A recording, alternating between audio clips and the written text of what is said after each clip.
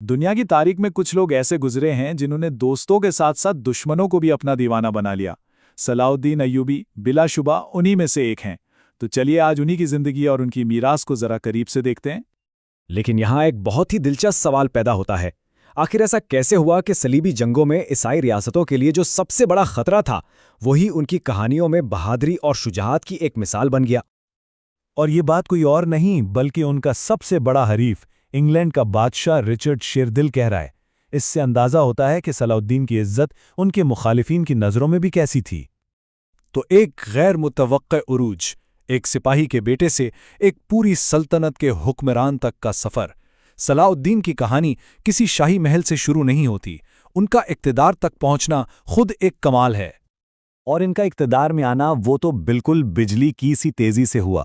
دیکھیے 1164 میں انہیں ایک فوجی مہم پر مصر بھیجا گیا۔ صرف 5 سال بعد 1169 میں اپنے چچا کے انتقال کے بعد وہ مصر کے وزیر بن گئے۔ پھر 1171 میں انہوں نے فاطمی خلافتی ختم کر دی اور مصر کو واپس سنی عباسیوں سے جوڑ دیا، اور آخرکار 1174 میں اپنے پرانے آقا نور الدین کی وفات کے بعد انہیں سلطان بنا دیا گیا۔ مطلب صرف 10 سال میں ایک فوجی آفیسر سے ایک نئی سلطنت کا بانی۔ کیا کمال کی سیاسی اور فوجی مہارت تھی۔ اب یہ جو سلطان کا لقب تھا نا، یہ صرف نام بدلنے والی بات نہیں تھی۔ اس کا مطلب تھا کہ اب وہ ایک آزاد حکمران ہیں جن کے پاس پوری دنیاوی اتھارٹی ہے اور وہ خلیفہ کے ماتحت نہیں ہیں۔ اب اگلا مرحلہ تھا ایک سلطنت کی تشکیل کا، یعنی بکھری ہوئی مسلم دنیا کو ایک کرنا تاکہ صلیبی ریاستوں کا مقابلہ کیا جا سکے۔ لیکن یہ سفر آسان نہیں تھا۔ دیکھیں 1174 میں وہ پرامن طریقے سے دمشق میں داخل ہوئے، پھر حما، حمص اور آخر میں حلب بھی فتح کر لیا۔ حما کے میدان میں انہوں نے اپنے حریف زنجی لشکروں کو بھی شکست دی، یہاں تک کہ ان پر حشاشین کے گروہ نے 2 قاتلانہ حملے بھی کیے جن سے وہ بچ نکلے۔ تو 1183 آتے آتے وہ مصر، شام اور میسوپوٹیمیا کے کچھ حصوں کے آپ کہہ سکتے ہیں بیتاج بادشاہ بن چکے تھے۔ اور ان تمام کوششوں کا، ان ساری فتوحات کا ایک ہی مقصد تھا، یروشلم کی فتح۔ یہ صلاح الدین کی زندگی کا سب سے بڑا، سب سے اہم باب تھا۔ تو جنگ شروع کیسے ہوئی؟ ایک صلیبی سردار تھا رینالڈ ڈی شاتیوں۔ اس نے صلح کا معاہدہ توڑتے ہوئے ایک مسلم قافلے پر حملہ کر دیا۔ اس کے جواب میں صلاح الدین کا رد عمل کیا تھا؟ انہوں نے قسم کھائی کہ وہ رینالڈ کو اس گستاخی کی سزا اپنے ہاتھوں سے دیں گے۔ اور اس قسم کا نتیجہ نکلا 1187 میں حطین کی جنگ کی صورت میں۔ یہاں صلاح الدین کی فوج نے صلیبی لشکر کو ایسی شکست دی کہ انہیں بالکل تباہ و برباد کر دیا۔ یہ جنگ صلیبی جنگوں کی تاریخ کا ایک ٹرننگ پوائنٹ ثابت ہوئی۔ اب جب یروشلم کا راستہ صاف ہو گیا تو دیکھیں کیا ہوا۔ پہلے تو صلاح الدین کی فوجوں نے شہر کو گھیر لیا۔ جواب میں شہر کے محافظ بیلین آف اوبلن نے دھمکی دی کہ اگر زبردستی کی گئی تو شہر اور اس کے مقدس مقامات سب کچھ تباہ کر دیں گے۔ لیکن صلاح الدین نے یہاں رحم دلی دکھائی۔ انہوں نے بہت فراخ دلانہ شرطیں پیش کیں کہ شہر کے لوگ فدیہ دے کر آزادی سے جا سکتے ہیں۔ نتیجہ، شہر نے 2 اکتوبر 1187 کو پرامن طریقے سے ہتھیار ڈال دیے۔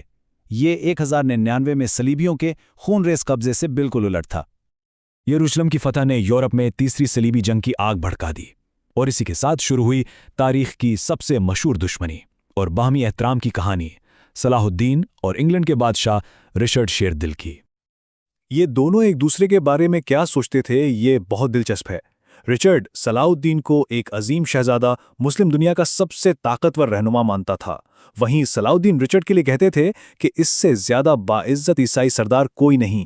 انہوں نے آمنے سامنے ملاقات تو کبھی نہیں کی، لیکن ان کے درمیان براہ راست مذاکرات ہوئے، اور صلاح الدین نے تو جنگ کے دوران بھی رچرڈ کو تحفے بھیجے۔ صلاح الدین کی شخصیت کا یہ پہلو انہیں بہت منفرد بناتا ہے۔ ایک مشہور واقعہ ہے کہ جب ایک فرنگی خاتون کا بچہ چوری کر کے بیچ دیا گیا تو صلاح الدین نے اپنے پاس سے پیسے دے کر اس بچے کو واپس خریدا اور اس روتی ہوئی ماں کے حوالے کر دیا۔ ایسی ہی باتوں نے دشمنوں کے دلوں میں بھی ان کے لیے عزت پیدا کی۔ خیر، 1193 میں صلاح الدین کا دمشق میں انتقال ہو گیا، لیکن ان کی وراثت، ان کی لیگیسی آج بھی زندہ ہے۔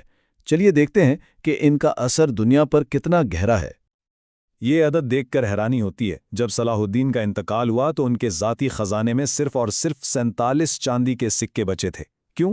کیونکہ انہوں نے اپنی ساری دولت اپنی عوام میں تقسیم کر دی تھی۔ اتنا بڑا سلطان، لیکن وفات کے وقت کفن دفن کے پیسے بھی نہیں تھے۔ और उनका असर देखें, मिस्र, इराक और फ़लस्तीन के कौमी निशान पर आज भी उकाबे सलाहुद्दीन मौजूद है। कुर्द उन्हें तारीख की सबसे अजीम कुर्द शख्सियत मानते हैं। मगरिबी अदब में दांते से लेकर सर वॉल्टर स्कॉट तक उन्हें एक मिसाली बादशाह के तौर पर पेश किया गया, और फ़लस्तीन पर उनका दोबारा कब्ज़ा आज भी अरब कौम परस्ती के लिए एक इंस्पिरेशन समझा जाता है। तो फिर आखिर में सवाल यही है, सलाहुद्दीन की असल मीरास क्या है? एक जंगजू, एक मुत्तहिद करने वाले लीडर, या शुजाअत की एक ऐसी अलामत जिसने अपने दुश्मनों का दिल भी जीत लिया? शायद उनकी असल पहचान इन सब का मजमुआ ही है।